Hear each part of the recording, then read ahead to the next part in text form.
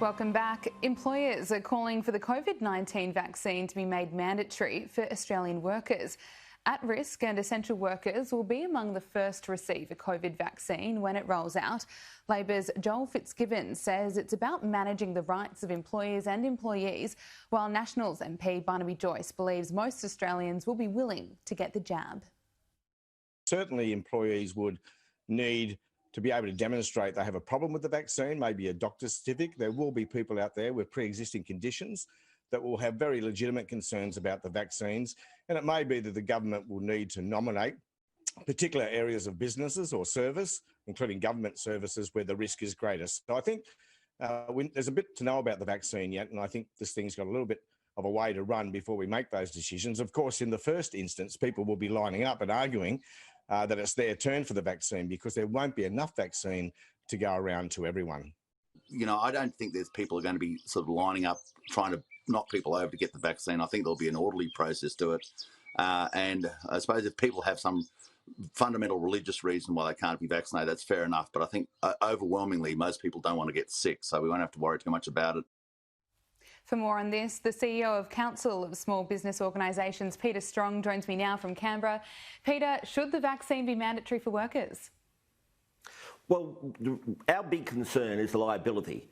So we're saying if it's not mandatory, and that may be a way you go, who's liable if a customer gets COVID, if a fellow worker gets COVID, if the family members of a customer or a fellow worker gets COVID, who's liable? And of course we know Safe Work Australia, who makes up the OH&S rules, they always like to make the employer liable for everything, and that just doesn't work in a pandemic. So we want certainty for employers so that they know they can have a safe workplace, and they know that they can't get sued if one person makes a decision not to do anything. Now, we've got to get the information out there to help people make that decision because this is all a very new situation. So we will be helping the government. I'm sure a lot of other industry groups and unions and everybody else will be getting information out there saying, you know, the COVID vaccine, if it is, it's safe. We're not going to say it otherwise.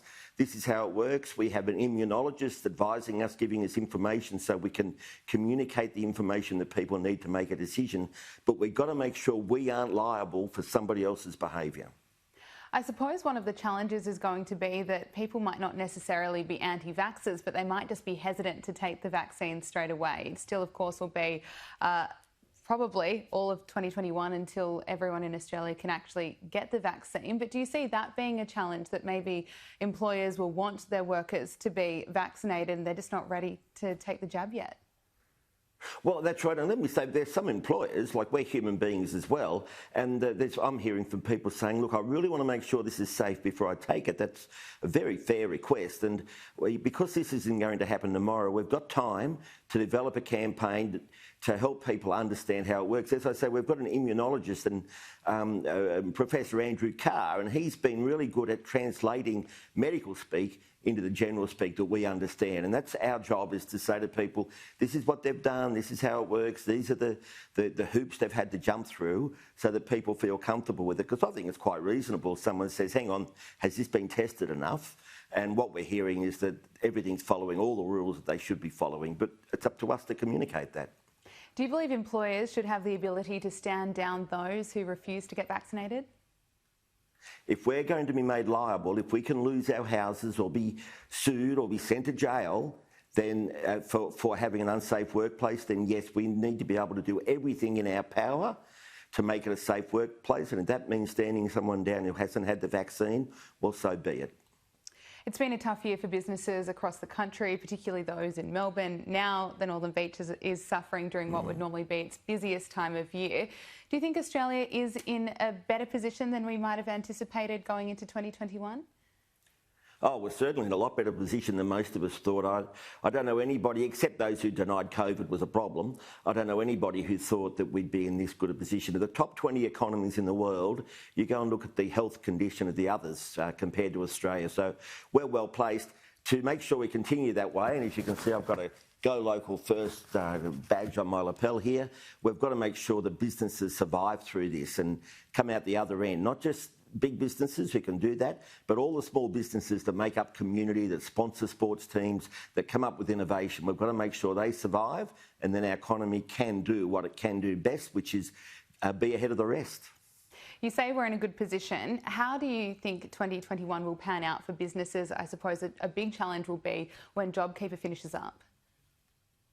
Well, JobKeeper is the big issue, and we're in dialogue with the government constantly. We're trying to gather more information, and we're all in a new place here. So, you know, what information, the information we need to inform government policy. We know that businesses in the CBDs of major cities have suffered, and we can do what we need to do for them. We know businesses out in the suburbs, a few of them have done very well indeed. We know the entertainment and the hospitality sectors of entertainment particularly has suffered a lot. So we know where we can concentrate our resources, and we need to keep up with it. What we've shown this year is every week we can stop, look at the situation and make decisions. Not always get the decisions right, I might add, but we make the decisions and then we review them constantly.